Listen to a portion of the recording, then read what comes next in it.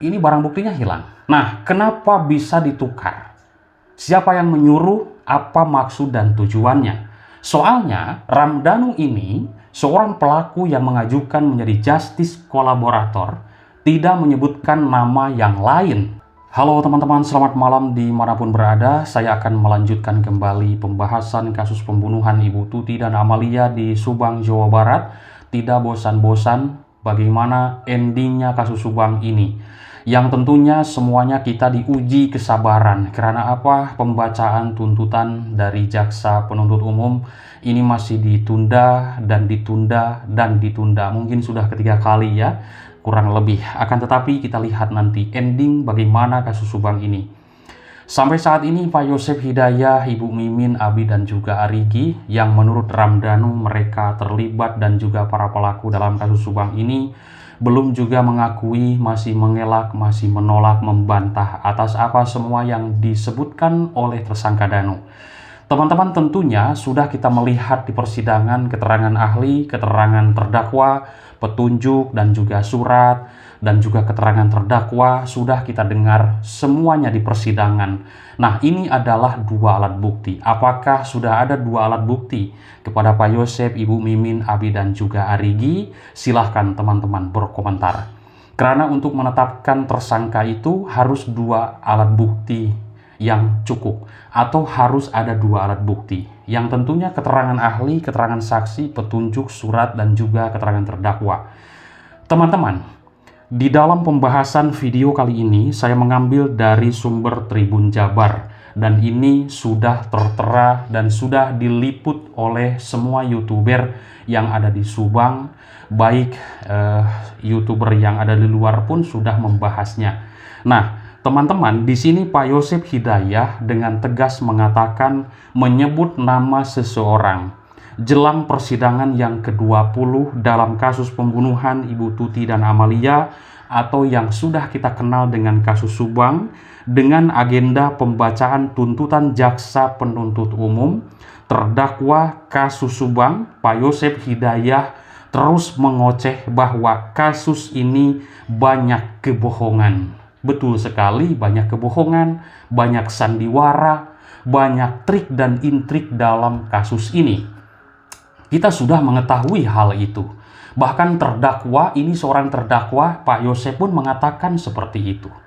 Kadang kita masyarakat pun dibikin bingung juga, karena di sini terbelah menjadi dua.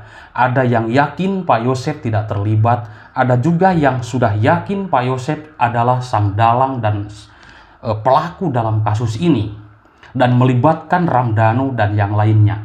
Nah, ini teman-teman terbagi dua. Namun kita lihat sebelum adanya ketuk palu dari majelis hakim, yaitu kata-kata sah dan meyakinkan.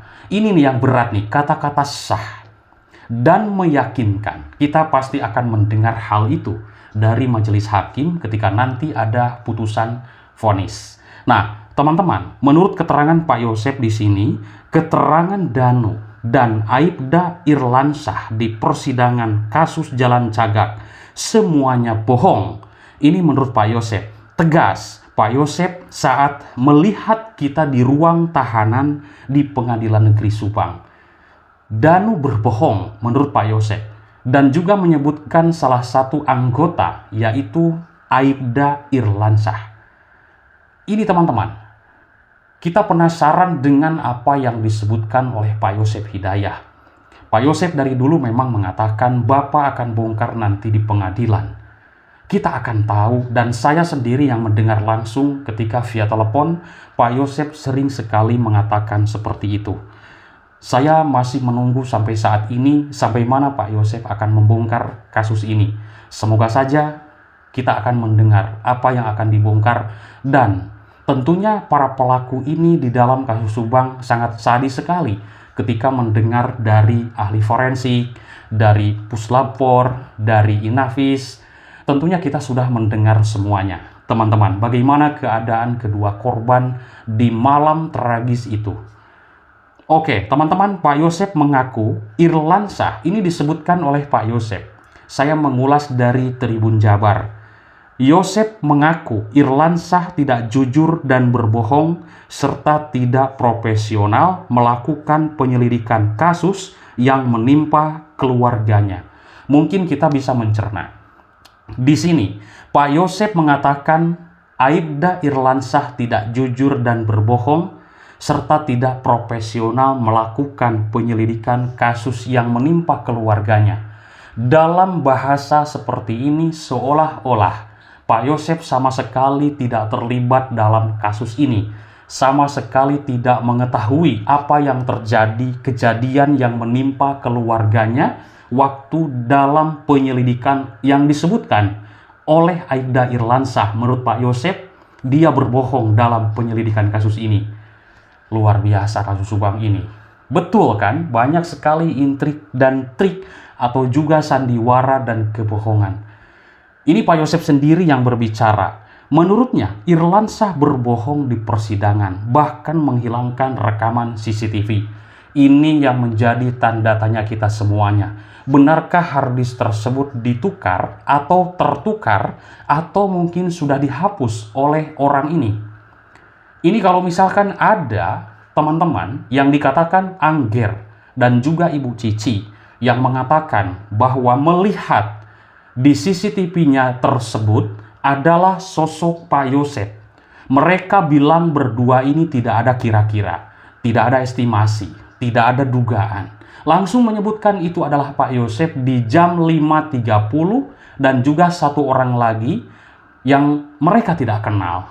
Yang tentunya orang yang sudah mengenal di dalam kehidupan sehari-hari, jarak 50 meter atau 100 meter pasti sudah bisa melihat dan menebak.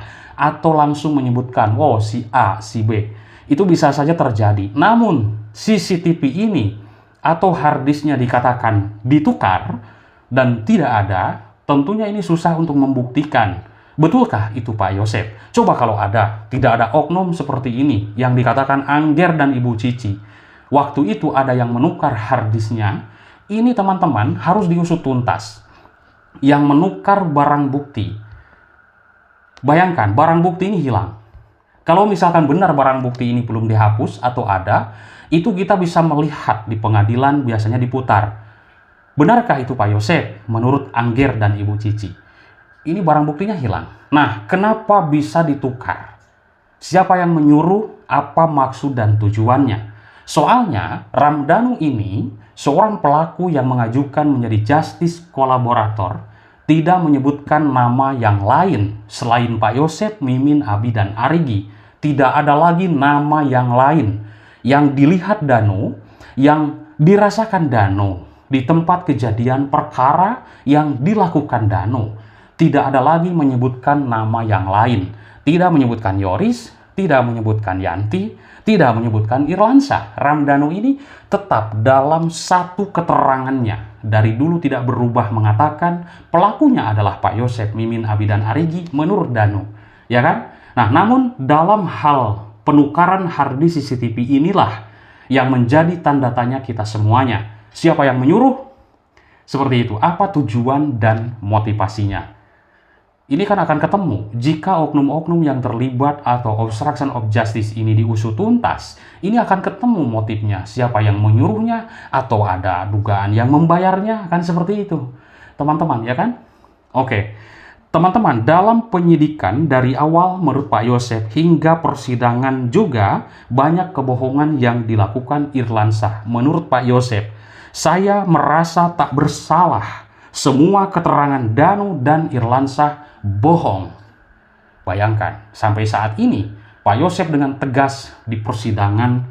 Waktu itu ditanya Pak Rohman Hidayat, satu kali lagi Pak, saya bertanya, apakah Bapak melakukan atau saudara saksi melakukan? Pak Yosef 3 kali saya dengar bilang, tidak. Teman-teman, nanti kita lihat endingnya. Untuk saat ini, kita semuanya tetap menjaga asas praduga tak bersalah. Seolah-olah mereka yang disebutkan Ramdhanu ini tidak bersalah. Kita lihat nanti sesudah ada keputusan dari majelis hakim. Dan juga pembacaan yaitu tuntutan dari jaksa penuntut umum. Meskipun sudah mungkin 3 kali kurang lebih ya, Ditunda lagi, ditunda lagi. Ya, ini menguji kesabaran masyarakat yang selalu memantau dan menyimak perkembangan kasus pembunuhan Ibu Tuti dan Amalia yang terjadi di 18 Agustus 2021 lalu. Di sini Pak Yosef tegas mengatakan, Pak Yosef sangat tegas bahwa Pak Yosef selama proses penyidikan banyak mendapat intimidasi dari pihak penyidik Polda Jabar. Bang Ahmad Taupan sudah menjelaskan, kalau misalkan benar ada intimidasi ke Pak Yosef dari penyidik Polda Jabar, itu bisa diusut oleh kuasa hukumnya. Namun sekarang kita belum mendengarkan, teman-teman, benarkah ada intimidasi dari penyidik Polda Jabar terhadap Pak Yosef ini? Kita belum mendengar sampai saat ini. Bahkan terus bertanya-tanya, benarkah ada intimidasi? Pak Yosef mengatakan, Irlansyah juga tak mengakui dirinya menyerahkan uang dan emas ke Yoris. Sedangkan ini sudah jelas, Pak Yosef menjelaskan di persidangan. Uang itu dari Yoris. Dan kapan ngambilnya? Dan Yoris dan Pak Yosef mengatakan, itu Yoris ngambil dari TKP. Apa-apaan kan? Teman-teman, ini menjadi tanda tanya besar kita semuanya. Kapan ngambilnya, jam berapa? Luar biasa. Ini akan terbuka nanti di persidangan selanjutnya. Terima kasih atas perhatiannya, teman-teman. Semangat terus viralkan kasus ini sampai bagaimana endingnya, bagaimana tamatnya kasus ini yang banyak sekali lika-liku dan juga kebohongan. Selamat malam. Mohon maaf atas kekurangannya. Terima kasih. Bye-bye.